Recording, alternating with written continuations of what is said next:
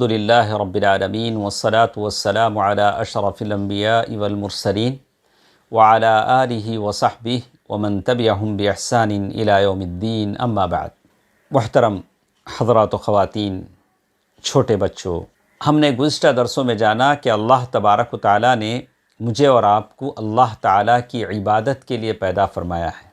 عبداللہ بن عباس رضی اللہ تعالیٰ عنہ سورۃ الذاریات کی آیت وما خلقت الجن والانس الا لیعبدون، اس آیت کی تفسیر میں کہتے ہیں کہ یہاں عبادت یوحدون کے معنی میں ہے، اللہ تعالیٰ کی عبادت کریں لیکن توحید کے ساتھ۔ دنیا میں بہت سارے عبادت کرتے ہیں، عبادت کے نام پر بہت ساری چیزیں ہوتی ہیں، لیکن وہ اللہ تعالیٰ کی وحدانیت سے خالی ہوتی ہیں۔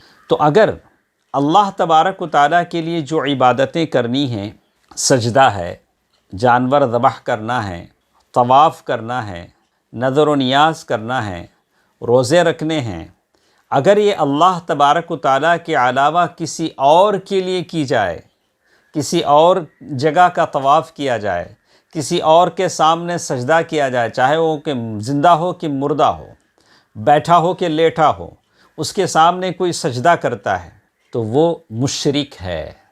اسی کو کہتے ہیں شرک۔ اللہ تعالیٰ کے لیے جو عبادتیں ہیں ہوا کافر و مشرک، ایسا آدمی کافر اور مشرک ہے۔ کافر اور مشرک آپ اور ہم کس کو کہیں گے؟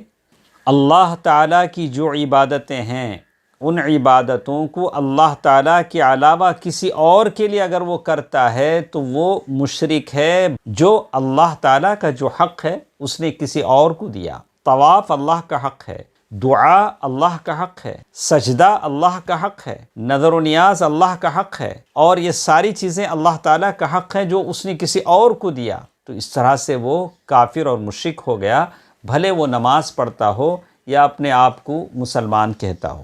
تو یہ شرک ہے، اور ایک چیز جو ہم نے پڑھی توحید ہے، دونوں اپوزٹ ہیں۔ توحید کا اپوزٹ شرک ہے۔ اللہ تعالیٰ مجھے اور آپ کو توحید والا بنائے، موحد بنائے، اسی لیے کوشش ہے۔ تو شرک کسے کہتے ہیں، یہ بات میرے اور آپ کے سمجھ میں آ گئی کہ اللہ تبارک و تعالیٰ کی جو حقوق ہیں اس میں آپ کسی اور کو ساجھے دار بنا دیں۔ اللہ تعالیٰ کا جو مقام ہے اس کی ذات میں، اس کی صفات میں کسی اور کو بھی ہم برابر کا شریک کر دیں، اور اللہ تعالیٰ کی جو عبادتیں ہیں کسی اور کے لیے بھی ہم ٹھہرا دیں، تو اس طرح سے آدمی مشرک ہو جاتا ہے، العیاذ باللہ۔ اور اگر یہ مشرک بنا توبہ کرے مر جاتا ہے تو یہ ہمیشہ ہمیشہ کے لیے جہنمی ہے، اللہ تعالیٰ اس کو معاف نہیں کرے گا۔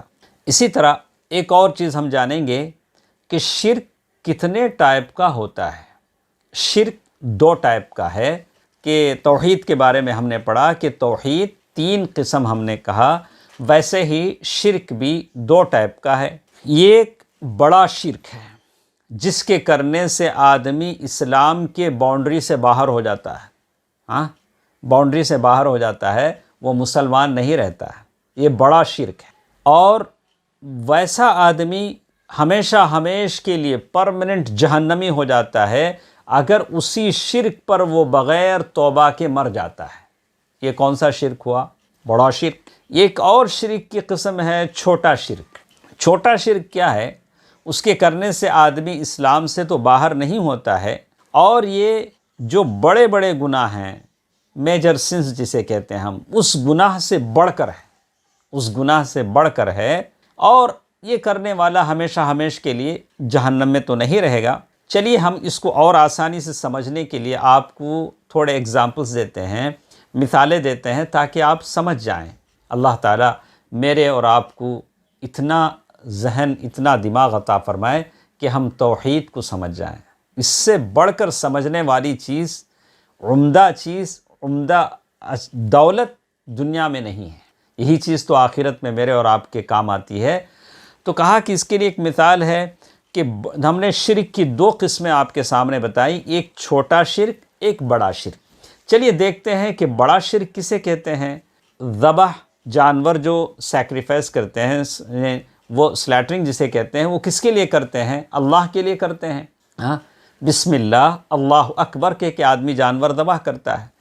اگر کوئی کسی غیر اللہ کے نام پر ذبح کرے، جیسے مشرک کرتے ہیں، کسی درگاہ پر لے جا کر، استہان پر لے جا کر، درخت کے پاس لے جا کر، کسی فقیر کے نام سے، ولی کے نام سے جانور ذبح کرتے ہیں، کسی قبر کے پاس لے جا کر ذبح کرتے ہیں، یا نیا گھر بناتے ہیں تو نئے گھر کی چوکھٹ پر جانور رکھ کر جن اور شیطان کے لیے جو وہاں بسا ہے اس کے نام پر ذبح کرتے ہیں، العیاذ باللہ العیاذ باللہ، تاکہ وہاں اس نئے گھر میں اگر کوئی جن شیطان ہو تو وہ جانور لے کر بھاگ جائے، خلاص۔ یہ شرک ہے، یہ بڑا شرک ہے کہ ذبح اللہ کے نام پر ہونا چاہیے۔ اور اسی طرح نظر ماننا ہے، وہ اللہ کے لیے ماننا چاہیے، اگر کہ آپ کوئی بھی کام ہے، انشاءاللہ بڑی تفصیل ہے۔ اور اسی طرح دعا کرنا ہے، آپ اللہ سے مانگیں، یہ کسی اور سے مانگتے ہیں تو یہ بڑا شرک ہے۔ اسی طرح ڈر ہے، محبت ہے، اللہ کے لیے ہونی چاہیے۔ اور ہم کسی ایسے آدمی سے جو اس کے طاقت میں نہیں ہیں، ہم مدد مانگتے ہیں جو اللہ سے مانگنا چاہیے، تو یہ بھی شرک ہے۔ جیسے ہم کسی بابا سے کہیں، فقیر سے کہیں، بابا بہت لوگ پانی کو تڑپ رہے ہیں، آپ بارش برسا دیجیے۔ کسی کے بچے نہیں ہو رہے تو وہ کسی فقیر ولی کے پاس جاتا ہے، کہتا ہے کہ مجھے لڑکا چاہیے، مجھے لڑکا چاہیے۔ یہ اولاد کون دیتا ہے؟ اللہ تبارک و تعالیٰ دیتا ہے۔ تو اولاد دینے کا حق اللہ تبارک و تعالیٰ کا ہے۔ بارش برسانا، زمین سے پودے اگانا، یہ سب اللہ تعالیٰ کی طرف سے ہوتا ہے۔ چلیے اب دیکھتے ہیں کہ چھوٹا شرک کیا ہے۔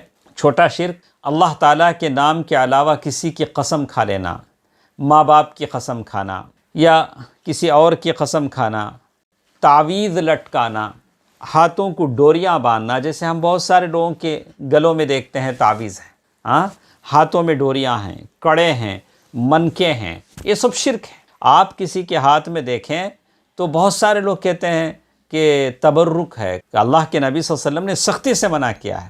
ہمارے گلوں میں نہ تعویذ ہوگی، نہ ہمارے ہاتھوں میں کڑے ہوں گے، نہ کانوں میں جھمکے ہوں گے، جیسے بہت سارے لوگ بہکے ہوئے لوگ ڈالتے ہیں۔